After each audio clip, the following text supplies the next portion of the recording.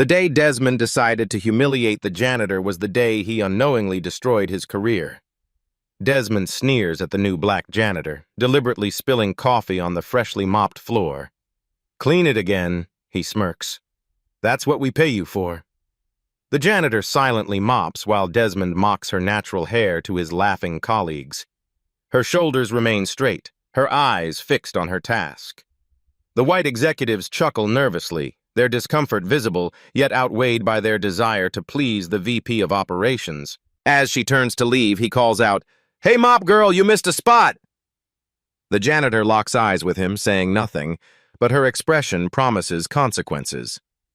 Something in her gaze makes Desmond's smile falter for just a second before he recovers with a dismissive wave. Little did Desmond know who was really behind that janitor's uniform.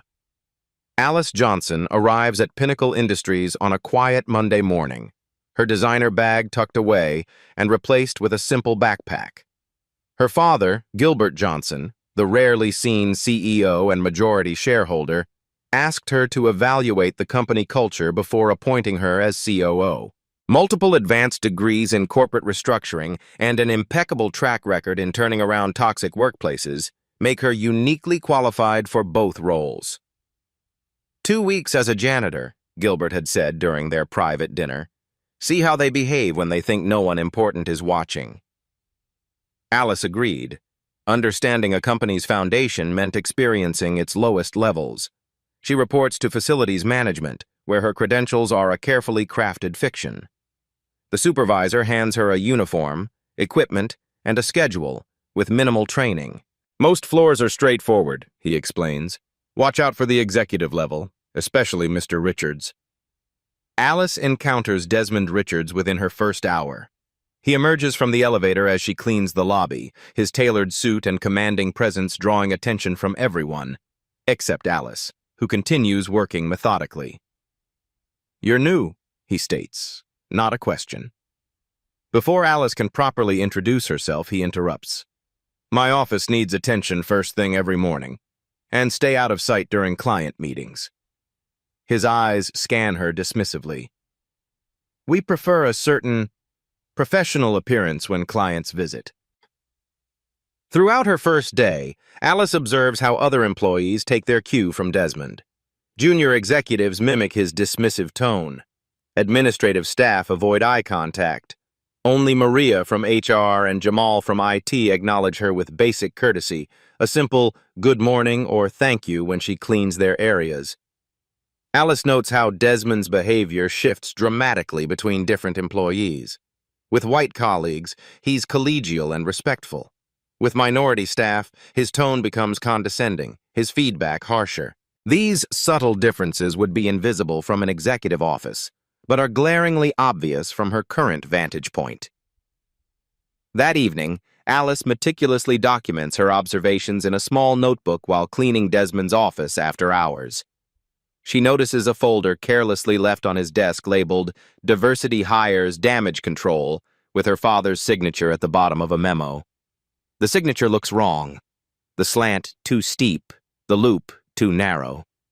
Alice carefully photographs the forged signature, wondering just how deep Desmond's deception runs. 3 days into her role, Alice pushes her cleaning cart past the main conference room. Inside, Desmond addresses department heads, his voice carrying through the partially open door. "These departments are underperforming," he states, pointing to a projection. "Coincidentally, they're also where we concentrated our diversity initiatives last quarter." He emphasizes the word with subtle mockery.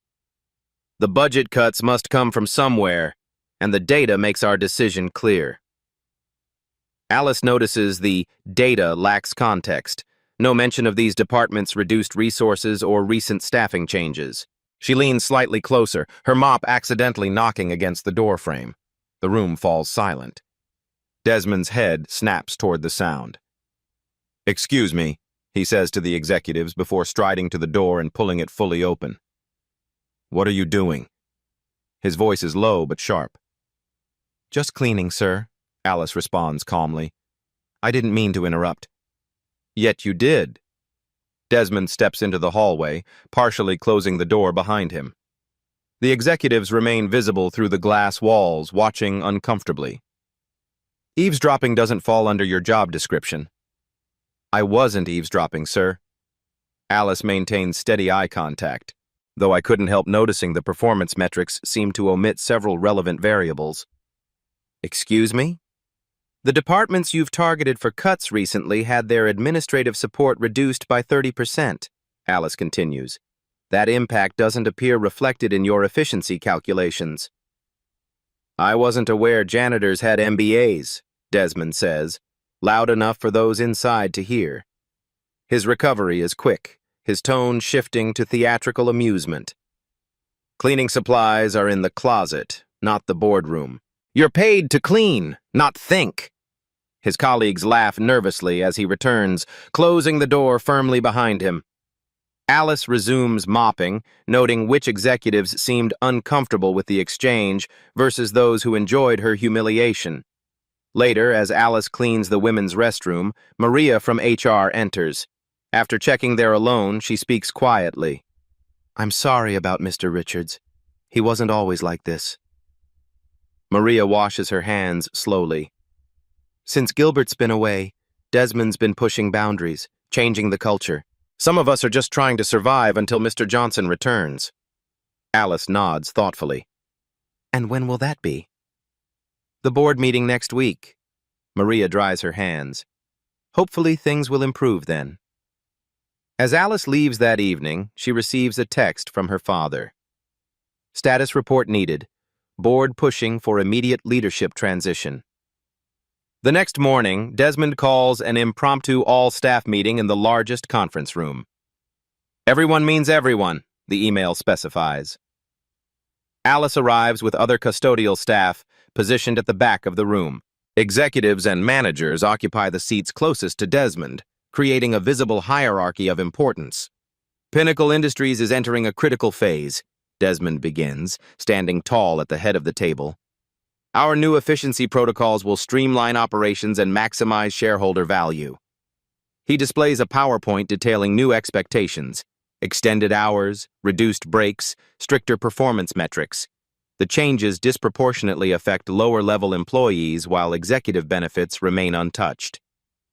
Questions? Desmond asks, his tone suggesting there shouldn't be any. The room remains silent until Alice raises her hand slightly. Desmond's eyebrow arches in irritation. The janitor has a question, he announces, generating uncomfortable chuckles. Go ahead, enlighten us. These new schedules require staff to stay until 7:30 p.m. 3 nights weekly, Alice says. Has there been any analysis of how this impacts employees with family responsibilities or childcare needs? The room grows tense. Desmond's smile doesn't reach his eyes. What's your name again? Alice, sir. Well, Alice, let me ask you something. Desmond leans forward. What's your educational background? Where did you get your business degree? I didn't say I... Exactly, Desmond interrupts. Someone who pushes a mop for a living doesn't understand what it takes to run a successful business. These decisions aren't made lightly, but they are made by qualified professionals. He gestures around the table. Perhaps focus on cleaning schedules rather than corporate strategy. Several executives snicker. Others stare at their notebooks, visibly uncomfortable. Now, Desmond continues, if there are no relevant questions, let's adjourn. As people file out, Desmond calls over his shoulder, Alice, stay behind. The conference room needs attention before our next meeting. The executives linger, finishing their coffee while Alice waits with her cart. Once the room clears, except for Desmond and 3 senior directors, he begins his performance. While you're here, he says loudly, deliberately knocking over a half-full coffee cup. The liquid spreads across the polished table. Oops, clumsy me. His colleagues watch as Alice silently begins cleaning the mess. You know, says Thompson, a sales director, moving unnecessarily close as Alice works. There are other ways to advance in a company like this. Some of us could put in a good word if you were nicer to certain executives. Alice maintains her focus on cleaning, her face neutral despite the implication. Desmond chuckles. Don't waste your time, Thompson. Some people just don't have what it takes to rise above their station. They finally leave, having created additional messes requiring attention. Alice methodically cleans each spill, documenting every word and action in her mental record. Through the glass walls, she notices Jamal from IT watching with obvious concern. That night, Alice calls her father and says, "I've seen enough. It's time for phase 2, earlier than we planned." "He did what?" Gilbert Johnson's voice, though quiet, carries an unmistakable edge through the phone. Alice sits in her modest apartment, janitor's uniform draped over a chair, her notes spread across the kitchen table. "The racism isn't even subtle anymore, Dad," Alice explains, scrolling through photos on her tablet. "Desmond's systematically dismantling your diversity initiatives while forging your approval. The targeted department cuts would eliminate primarily Black and Latino employees." Gilbert sighs heavily. "I knew there were problems, but this—" A pause. "How are your treatments going?" Alice asks, shifting topics momentarily. "Oncologist says I'm responding well. Another reason we need to accelerate the timeline." Gilbert's tone strengthens. "The board meeting is in 3 days. I'll announce you as my successor then." "And until then?" "Continue gathering evidence, leave nothing to chance." After ending the call, Alice stares at her reflection in the darkened window. Her father built Pinnacle from nothing, creating opportunities for people regardless of background. She makes a silent vow, not just to remove Desmond, but to reform the culture completely, honoring her father's original vision. The next morning, Alice cleans the HR department earlier than scheduled. Maria works alone, organizing personnel files. "You're here early," Maria notes with a genuine smile. "I noticed your department gets busy later," Alice replies, carefully mopping around Maria's desk. "Thought I'd get the major cleaning done now." "Considerate, unlike some people around here." Maria continues sorting files, then hesitates. "Can I ask you something? How do you stay so dignified, despite how they treat you?" Alice considers her response carefully. "I believe every job has value, and how people treat others when they think no one important is watching reveals their true character." "That's profound for—" Maria catches herself. "For a janitor?" Alice finishes with a small smile.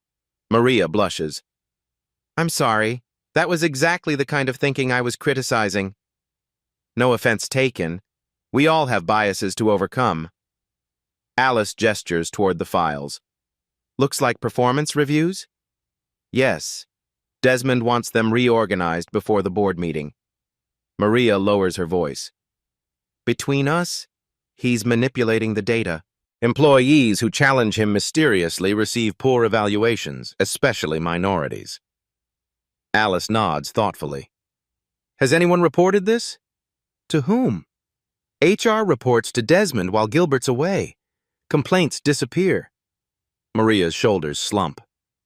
3 people filed harassment claims last month, all lost in the system. Later, Alice positions her cleaning cart near the IT department, where Jamal works alone troubleshooting a server. "System giving you trouble?" she asks, emptying his trash bin.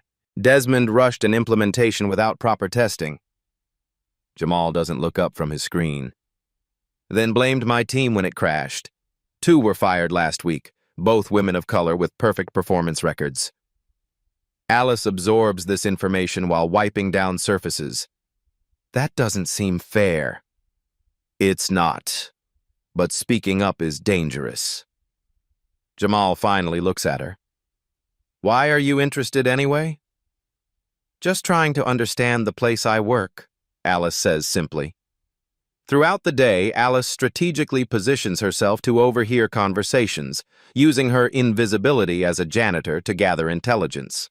She befriends security guards with genuine kindness, securing keycard access to all floors when needed. That evening, she makes 2 calls from her apartment. First, to Pinnacle's outside counsel. "This is Alice Johnson, Gilbert Johnson's daughter," she identifies herself. "I need documentation prepared for potential terminations and legal actions. Highest confidentiality required." Her second call reaches colleagues at competing firms who've encountered Desmond at industry events. "I need honest accounts of any racist or discriminatory behavior you've witnessed," she explains. "On the record, with dates and details." Alice updates her files with new information, building a comprehensive case. While reviewing Desmond's email screenshots provided by a confidential source, she discovers something alarming: a detailed plan to present Gilbert with a forced retirement package at the upcoming board meeting, citing his health concerns as justification for immediate leadership change. Alice closes her laptop, her path forward crystal clear. Desmond isn't just targeting employees, he's orchestrating a coup. Desmond strides through the office with newfound confidence the following morning. His coup plans well in motion. He no longer bothers masking his true nature. The executive floor buzzes with tension as he implements a new, enhanced productivity tracking system for custodial staff. "Effective immediately," he announces to the facilities manager loud enough for Alice to hear nearby. "Janitorial staff must check in every 30 minutes via the new app. Any gap in reporting will trigger immediate supervisory review." The facilities manager protests weakly. "Sir, they're cleaning across multiple floors. Having to stop every half hour will actually reduce efficiency." "Are you questioning my directives?" Desmond's voice drops dangerously. "No, sir, I'll implement it immediately." Alice receives her tracking notification minutes later. The system requires her to take photos of completed work areas with facial verification to prove she personally performed the tasks. The requirements border on harassment, clearly designed to humiliate rather than improve performance. By mid-morning, Desmond hosts potential investors in the main conference room. As the catering staff arranges refreshments, he suddenly points toward Alice, who cleans windows in the adjacent hallway. "You, come here." He snaps his fingers. "Our catering seems understaffed today. Serve coffee to our guests."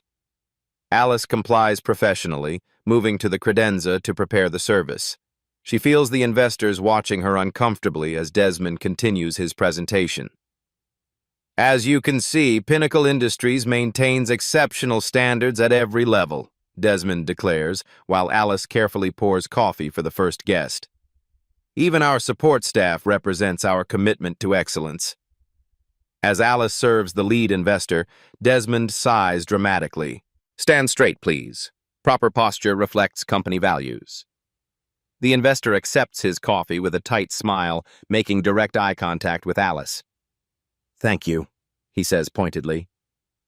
After the investors depart, Desmond corners Alice in the supply closet. "You deliberately made me look bad in there," he hisses, blocking the doorway. "I simply did what you asked, Mr. Richards," Alice responds evenly. "Don't play innocent. I saw those looks you exchanged with Davis." His face flushes with anger. "Your attitude is undermining company morale." "My attitude, sir? That's exactly what I mean." Desmond steps closer. "You think you're smarter than your position. Let me be clear. You're replaceable. Dozens would take your job tomorrow." "Is that a threat, Mr. Richards?"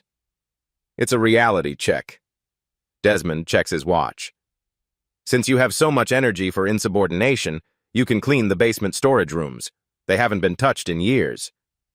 He walks away, satisfied with his punishment. What Desmond doesn't realize is that he's just granted Alice access to the company's archived records, boxes of documents predating digital conversion, stored and forgotten. Alice spends hours in the dusty basement, methodically examining files. She discovers patterns in personnel records spanning years, successful initiatives started by Black and Latino employees, subsequently credited to white managers in official documentation. Behind many of these reassignments, Desmond Richards' signature. As she organizes the evidence, a sealed envelope falls from between older files. It's addressed to Gilbert Johnson, marked "Confidential Whistleblower Report."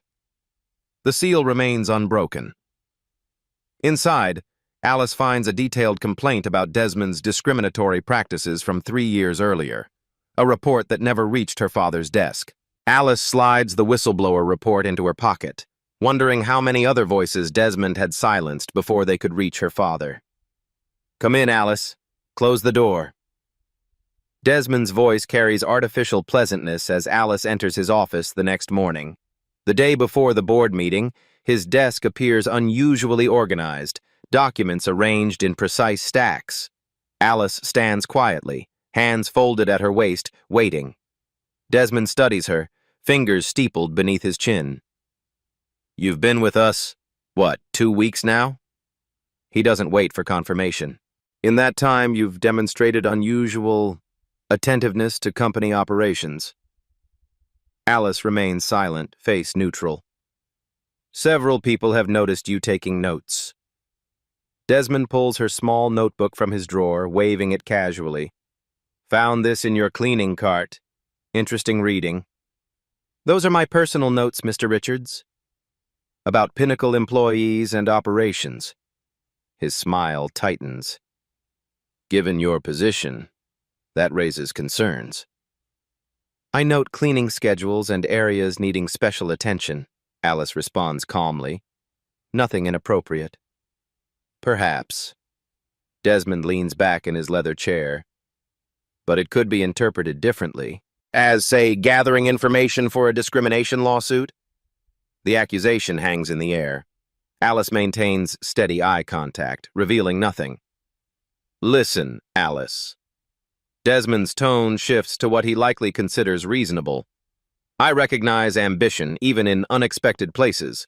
Someone with your observational skills could be valuable in the right position. He slides a folder across the desk. I'm prepared to offer you a promotion to head of facilities management. Significant pay increase, office instead of a cart. All I need is this notebook and your signature on this NDA. Alice glances at the document without touching it. I appreciate the offer, Mr. Richards, but I'm comfortable in my current role. Desmond's facade cracks slightly. Don't be foolish. This opportunity won't come twice. Is there a problem with my performance as a janitor? No, but... Then I'll continue my duties as assigned. Alice takes a small step back. My notes help me remember my tasks, nothing more. The pleasantness evaporates from Desmond's expression. Let me be clear about your situation. I've handled troublemakers before.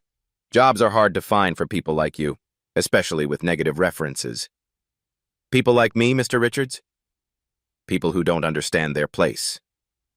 Desmond stands, emphasizing his height advantage. The board meeting tomorrow will solidify my position here. Changes are coming to Pinnacle. Changes that won't favor those who oppose me. Alice maintains her composure, which visibly frustrates Desmond further. Tomorrow morning, you'll clean the executive bathroom during the board meeting, he orders. I want it spotless for the celebration afterward. You're dismissed. After leaving his office, Alice navigates to the IT department where Jamal works alone on a terminal. Need something? He asks, glancing up. Just emptying trash, Alice replies, closing the door behind her. Actually, I could use your help. Jamal's eyebrows rise skeptically. I've noticed concerning patterns in how Mr. Richards treats employees, Alice continues, particularly minorities. Join the club, Jamal mutters, returning to his screen. I'm gathering documentation, evidence of misconduct. Jamal's fingers pause over his keyboard. That's a dangerous game. Sometimes risk is necessary for change. After a long moment, Jamal sighs. What exactly are you looking for? By evening, Alice has secured digital evidence of Desmond's misconduct, including emails discussing managing the diversity problem and directives to hide complaints from Gilbert. Maria from HR quietly provides records of complaints that were supposedly lost. In her apartment, Alice prepares for the next day. She lays out a pristine executive suit, arranges documents in a leather portfolio, and reviews her comprehensive evidence file.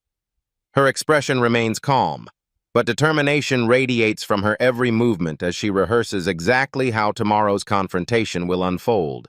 As Alice reviews her evidence, Desmond calls his allies on the board.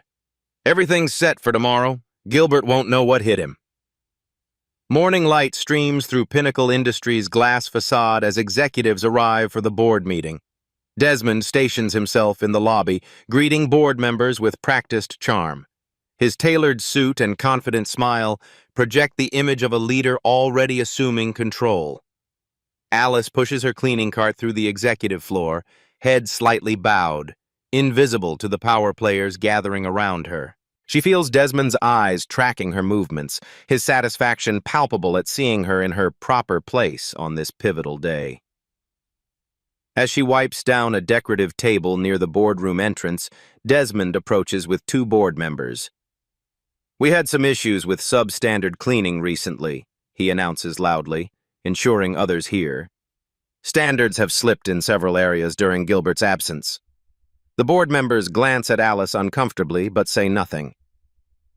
"The executive bathroom needs particular attention today," Desmond continues, addressing Alice directly. "I expected immaculate for our post-meeting celebration." He turns to security personnel standing nearby. "She's restricted to ground floor and executive bathroom only. No exceptions." The security guard nods, avoiding eye contact with Alice.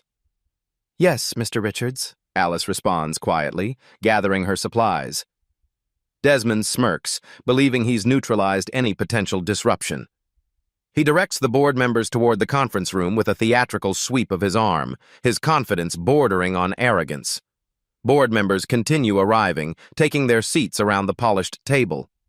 Conversation quiets as Gilbert Johnson enters last. His frame appears thinner from cancer treatments, but he carries himself with undiminished dignity. Board members rise respectfully as he takes his position at the head of the table.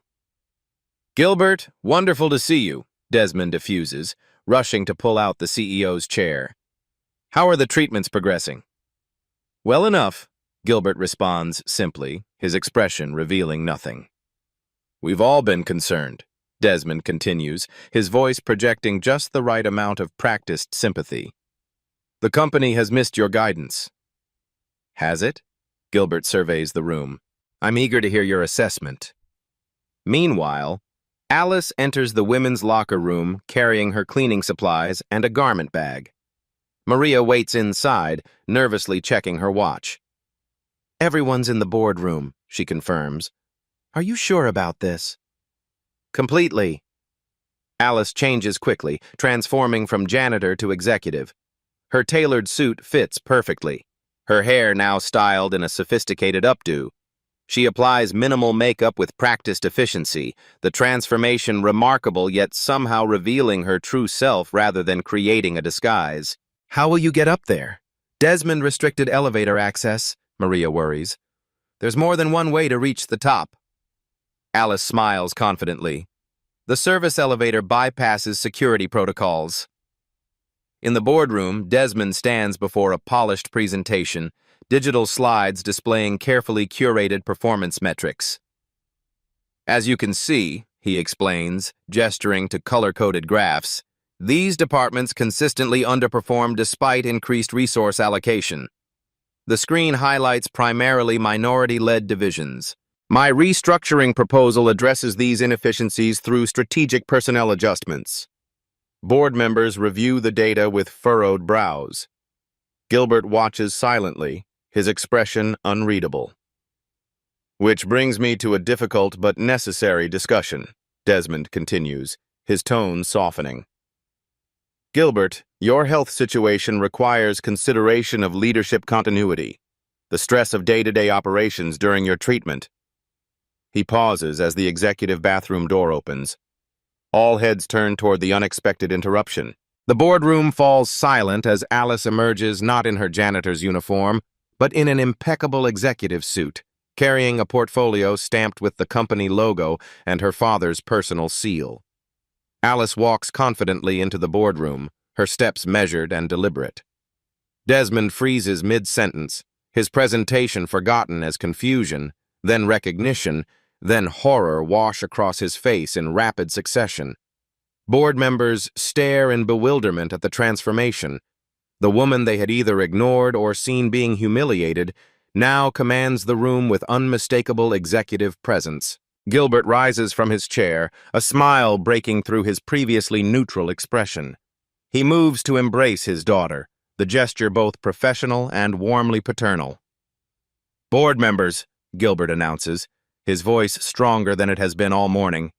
"Meet Alice Johnson, my daughter." Murmurs ripple through the room as connections form in stunned minds. Gilbert continues, "Alice holds 3 advanced degrees, including an MBA from Wharton, and has spent the last decade turning around troubled corporate cultures across multiple industries." He places a hand on her shoulder, pride evident in his gesture. "And as of this moment, she is Pinnacle Industries' new Chief Operating Officer." The silence deepens. Desmond's face drains of color, his knuckles white against the presentation remote still clutched in his hand. Board members exchange glances, processing this revelation and its implications. Alice takes a seat at her father's right hand, calmly placing her portfolio on the table and opening it with practiced precision. Her movements are unhurried, allowing the dramatic tension to build naturally. "Before Mr. Richards continues his presentation," Alice says, her voice clear and authoritative, "I'd like to share my observations from my 2 weeks working undercover as a janitor at my father's request." Desmond finds his voice, though it cracks slightly. "This is highly irregular. We have an agenda, which now includes this report," Gilbert interrupts firmly. "Please continue, Alice." Alice begins methodically outlining the systemic discrimination she witnessed, providing specific dates, times, and witnesses. She references emails, conversations, and decisions documented during her time undercover, painting a comprehensive picture of the toxic culture Desmond cultivated during Gilbert's absence. On Tuesday, March 8th, Mr. Richards explicitly targeted minority-led departments for budget cuts, while presenting misleading performance metrics that omitted crucial context. Alice slides documents toward board members. The original performance data shows these departments actually outperformed expectations when accounting for reduced resources. She continues through her evidence, her delivery precise and unemotional, allowing the facts to speak for themselves. Board members leaf through the documentation with increasingly troubled expressions. "Perhaps most concerning," Alice continues, placing a folder before her father, "is this diversity initiative report bearing your forged signature, creating the appearance that you approved discriminatory policies you had previously rejected." Desmond attempts to interject, but Alice calmly raises her hand. "I haven't finished, Mr. Richards. You've had 2 weeks to speak freely while I cleaned your office." She plays selected audio recordings captured during her tenure as janitor. Desmond's voice fills the room, making casually racist remarks, threatening employees' livelihoods and boasting about circumventing Gilbert's diversity mandates. "And finally," Alice says, removing the sealed whistleblower envelope, "this complaint addressed to my father 3 years ago detailing similar concerns was intercepted before reaching his desk. The pattern is clear and long-standing." Throughout her presentation, Alice maintains absolute composure, a stark contrast to Desmond's growing agitation. He shifts in his seat, loosens his tie, and repeatedly attempts to interrupt only to be silenced by Gilbert's raised hand. When Alice concludes, she turns to her father and the board. "This toxic culture doesn't reflect Pinnacle's stated values or my father's vision. Beyond the moral implications, it represents significant legal and reputational liability that threatens the company's future." "This is absurd," Desmond finally explodes, standing abruptly. "She set me up, planted herself here under false pretenses to fabricate evidence against me." "Did I fabricate the recording of you mocking my hair?" Alice asks calmly. "Or the email where you wrote that diversity hires require extra management to maintain standards?" "Those statements are being taken out of context." Desmond's defense grows increasingly desperate. "In a high-performance environment, certain cultural differences create natural friction. My job is managing that reality, not pretending it doesn't exist." His attempted justification only confirms Alice's accusations, drawing shocked expressions from several board members. "And the forged signature?" Gilbert asks quietly. "A miscommunication with your assistant. Desmond claims, sweat now visible on his brow. She believed you had approved the policy changes before your medical leave. Interesting, Gilbert responds, considering my assistant is sitting right there and confirms no such instruction was given. The executive assistant nods in confirmation, her expression grim. Gilbert surveys the room with quiet authority. I believe we have sufficient cause for an immediate vote of no confidence in Mr. Richards' leadership. The board members, faced with irrefutable evidence and potential legal exposure, vote unanimously to remove Desmond from his position. Security will escort you to clear your office, Gilbert informs Desmond calmly. Company devices and files remain Pinnacle property. As security personnel enter, Desmond's face contorts with rage and humiliation. Alice stands, meeting his furious gaze with composed dignity. You told me cleaning supplies are in the closet, not the boardroom, she says quietly. Today I'm here to clean house. As Desmond is escorted out, he shouts, "This isn't over! I have friends in this industry who won't stand for this!" The boardroom door closes behind Desmond and security, leaving a charged silence. Board members exchange uncomfortable glances, acutely aware of their complicity through inaction. Gilbert surveys the room with measured disappointment while Alice reviews her notes, giving everyone a moment to process the dramatic shift in power dynamics. I believe we should continue this meeting, Gilbert finally says, his tone businesslike, though clearly with a revised agenda. Over the next 3 hours, Alice presents a comprehensive plan for immediate corporate rehabilitation. Board members listen with rapt attention, their earlier skepticism replaced by growing respect as she outlines specific, actionable steps to address the damage done under Desmond's leadership. Effective immediately, Alice announces, all terminated employees from the past year will receive case reviews to identify potential discriminatory dismissals. Those wrongfully terminated will be offered reinstatement with back pay. She establishes a legitimate diversity task force with real authority and reporting structure directly to the CEO's office. This isn't about optics, she emphasizes. This is about building the innovative culture that drives actual performance.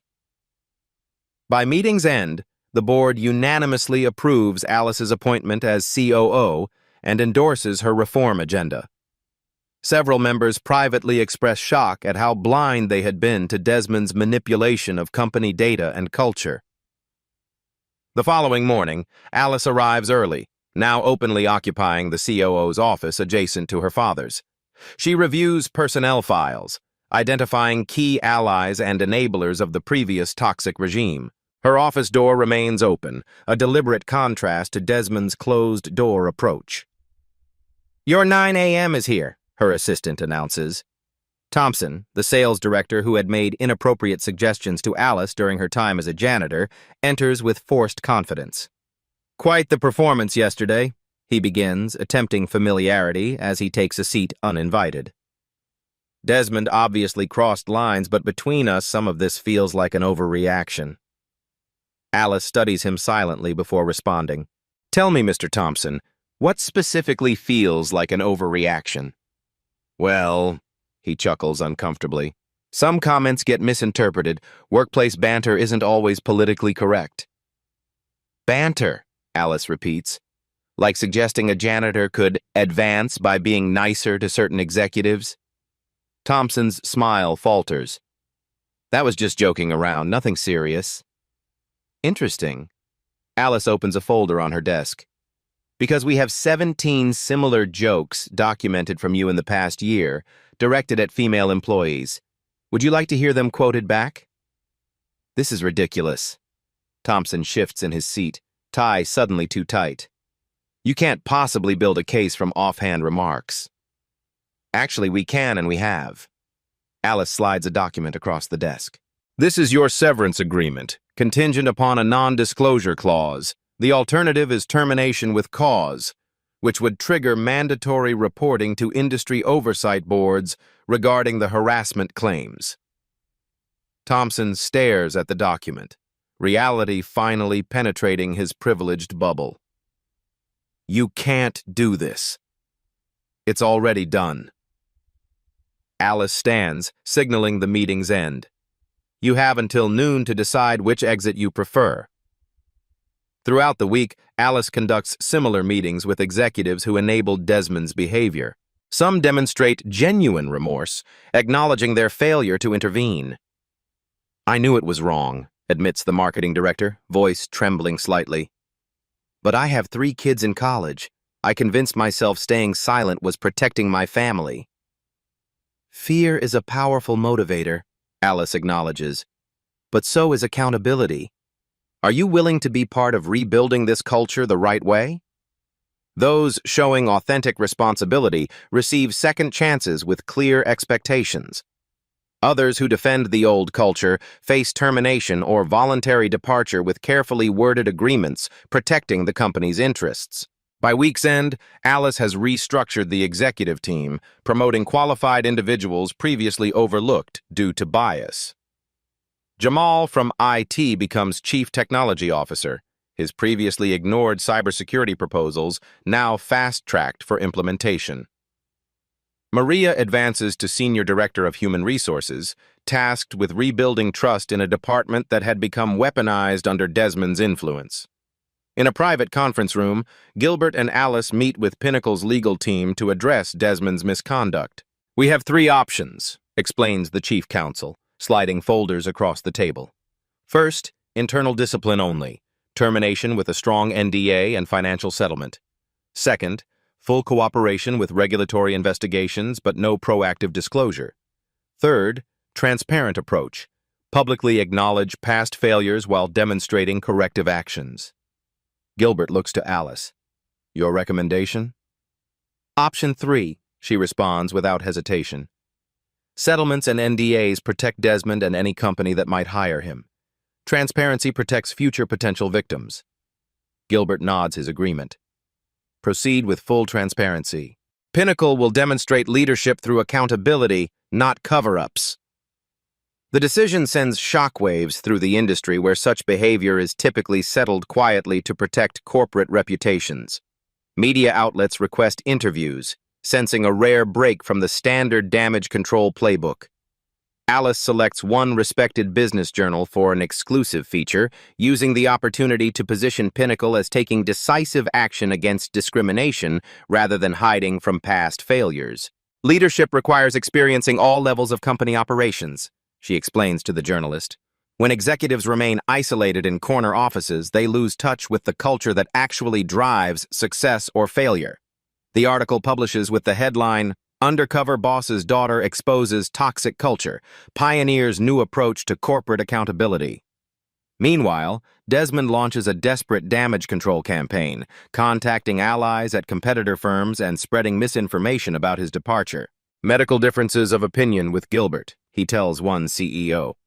"Personality conflict with his daughter," he explains to another. His narrative portrays him as the victim of family politics rather than his own misconduct. His strategy backfires spectacularly when 3 former Pinnacle employees, emboldened by Alice's actions, publicly share their experiences of discrimination under his leadership. Their accounts corroborate Alice's findings and add new dimensions to the pattern of abuse. 6 weeks into her tenure as COO, Alice presents her comprehensive reform plan to the board. The detailed strategy becomes a case study in corporate culture rehabilitation, blending accountability with forward-looking innovation. The approach emphasizes dignified treatment of all employees regardless of position, connecting ethical leadership directly to improved performance metrics. Early results prove promising. Employee satisfaction scores rise for the first time in 3 years. Productivity increases across departments previously labeled underperforming. Turnover rates drop significantly, particularly among minority employees.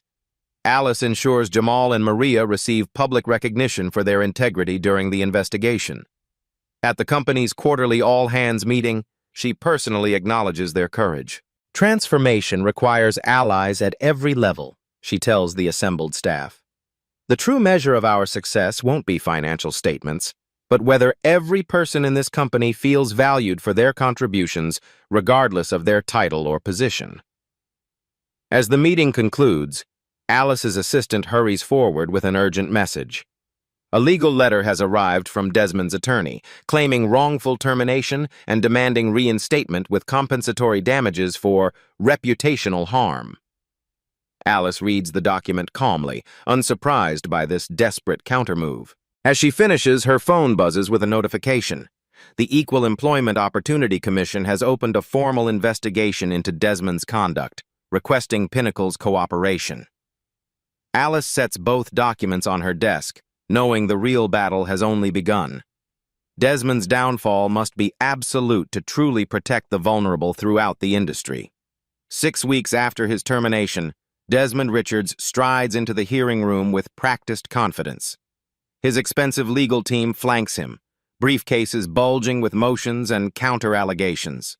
The polished veneer of his appearance, custom suit, fresh haircut, authoritative posture, projects the image of an executive temporarily inconvenienced rather than a man fighting for his professional survival. The room fills quickly with industry representatives. What began as a standard wrongful termination dispute has evolved into a watershed moment for corporate accountability. HR directors, diversity officers, and legal counsel from competing companies pack the observer seats, recognizing the precedent-setting potential of today's proceedings. Desmond nods to several former colleagues, receiving stiff acknowledgments or awkward glances in return. His attorney leans close, whispering reassurances about their strategy. They plan to portray Alice as privileged and manipulative, the entitled daughter orchestrating a calculated takeover at any cost.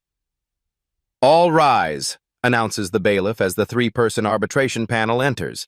Unlike typical employment disputes handled privately, Desmond's aggressive legal filings and public statements have transformed this into a formal hearing with binding authority under industry governance rules.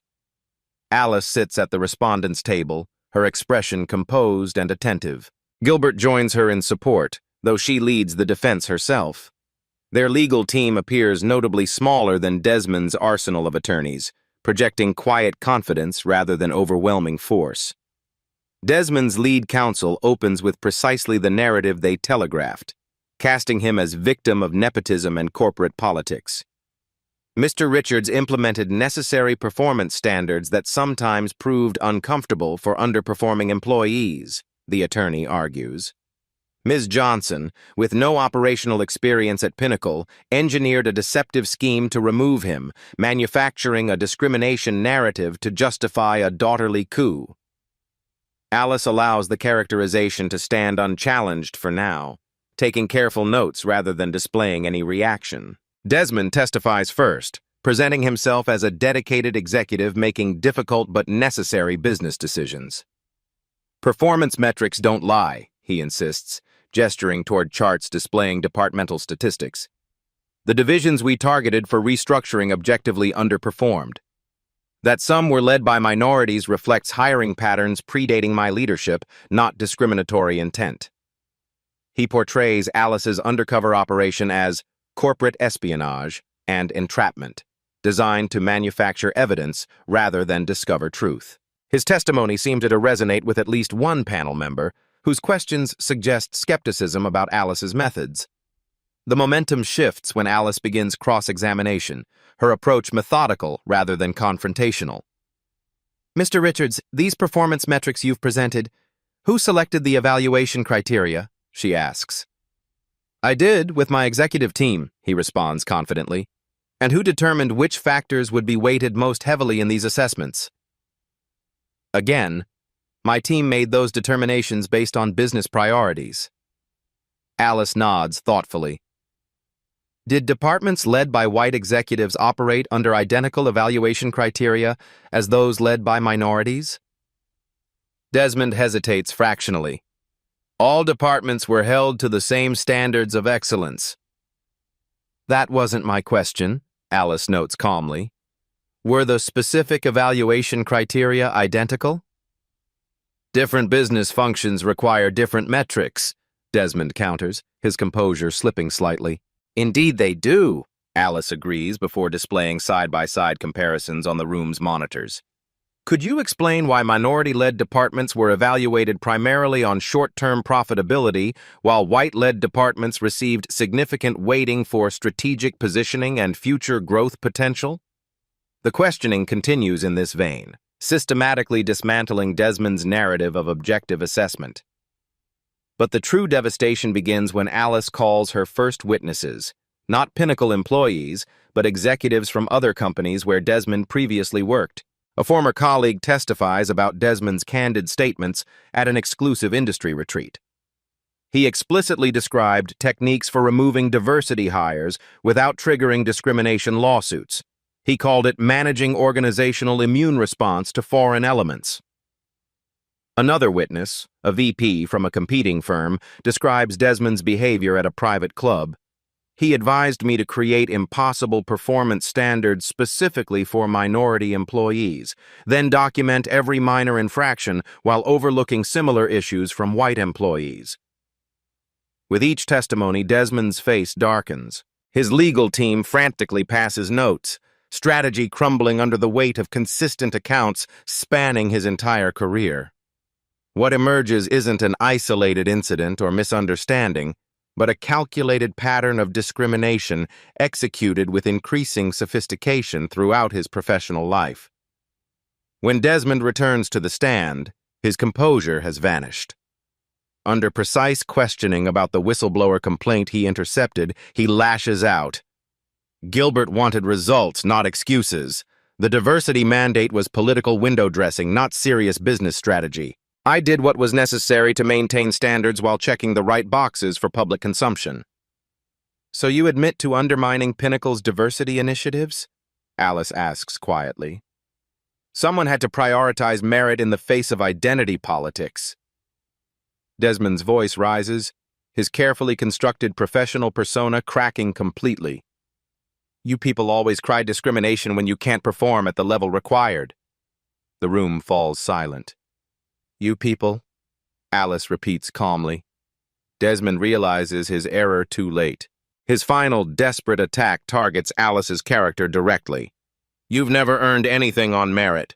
Daddy's little princess playing dress-up as an executive, using race as a weapon because you can't compete on ability. The panel chair interrupts, calling a recess. Desmond's attorneys huddle around him, urgently whispering damage control strategies, but his expression shows he already understands what they won't explicitly say. He's destroyed his own case. When the panel returns, their decision is unanimous. Beyond rejecting his wrongful termination claim, they issue a formal censure for professional misconduct and refer the case for potential civil rights violations. Desmond sits motionless as the ruling details how his behavior violated industry ethics standards and potentially federal law. As he gathers his papers with trembling hands, former colleagues avoid his gaze. His phone buzzes, his last potential employer rescinding their tentative offer after witnessing his implosion. Desmond Richards, once on track for a CEO position, now faces a future as an industry pariah. As Desmond exits in disgrace, Alice receives an urgent call. Several other companies are requesting her help in evaluating their corporate cultures. 3 months after the hearing, Pinnacle Industries thrives with renewed energy. The executive floor now features glass-walled offices and collaborative spaces, symbolic of the company's cultural transformation. Quarterly results exceed expectations. Employee satisfaction scores reach record levels, turnover drops 60%, and productivity shows double-digit increases, particularly in previously underperforming divisions now flourishing under new leadership. Alice implements her signature Walk in Their Shoes program, requiring executives to periodically work alongside employees at various levels. Though initially met with resistance from status-conscious executives, the program's results speak volumes. Companies adopting similar approaches report immediate insights into inefficiencies and cultural barriers invisible from corner offices. Pinnacle hosts an industry conference on inclusive workplaces. Gilbert, now in remission, delivers the opening address. I built this company believing I created a meritocracy, but failed to recognize how privilege shaped my perspective. My executive office insulated me from realities immediately visible from the janitor's closet. The conference features reformed executives who previously enabled toxic practices. Thompson admits candidly, "I convinced myself certain behaviors were normal. I never questioned who those unwritten rules excluded until facing consequences personally." Industry leaders listen with unprecedented receptiveness, recognizing the competitive advantages of inclusive cultures. Companies begin proactively reviewing their practices rather than waiting for public relations disasters. Jamal now heads Pinnacle's innovation department, where his previously ignored ideas flourish into market-leading technologies. Maria implements groundbreaking human resources policies that become industry standards. As the conference concludes, Alice receives an urgent message from Innovate Tech's CEO. "We need your help. Our culture is destroying us from within." Alice studies the message, knowing that transforming the industry's largest company would create a tipping point no competitor could ignore. 1 year later, Pinnacle stands transformed. The company has received multiple awards for workplace excellence and innovation. Employee satisfaction remains at record highs. Alice walks through the open office layout, chatting with employees across departments. She wears business casual attire, another shift from past rigid hierarchies. In her office, a janitor's badge hangs framed beside her degrees. "It reminds me that perspective determines what we see," she explains to a new hire. From the CEO's office, you see strategy and metrics. From the janitor's closet, you see people and culture.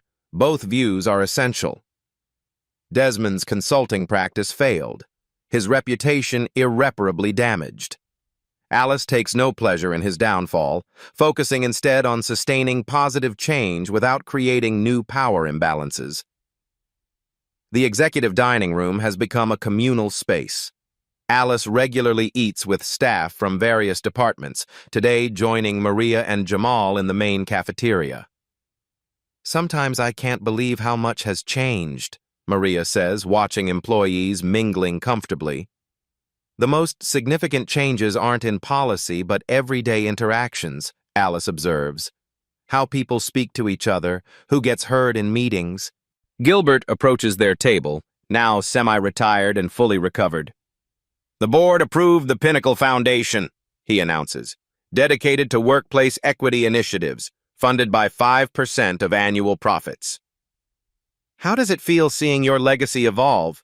Alice asks. "Humbling," Gilbert admits. "I never recognized barriers invisible from my perspective until you showed me." Later, Alice meets with Ramon, a newly hired custodian with an environmental science degree. He presents research on sustainable cleaning supplies. Alice listens attentively, then walks him directly to the operations director's office, ensuring he receives proper credit for his initiative. At orientation, Alice addresses new employees. At Pinnacle, position doesn't determine value. Everyone deserves respect. The measure of leadership isn't the power you wield, but how you treat those who can't immediately benefit you. She concludes with the company's new ethos. True character is revealed in how you treat those you believe can't help you. If you enjoyed this story of justice and transformation, make sure to like this video and subscribe to Beat Stories for more powerful narratives that will leave you thinking. Hit that notification bell so you never miss our daily uploads of satisfying revenge, redemption, and life-changing moments. What happened today isn't just a story. It's a reminder. Silence protects systems, but courage rewrites them. At Beat Stories, we don't just watch change, we document it. Subscribe for more real stories that challenge power and amplify truth.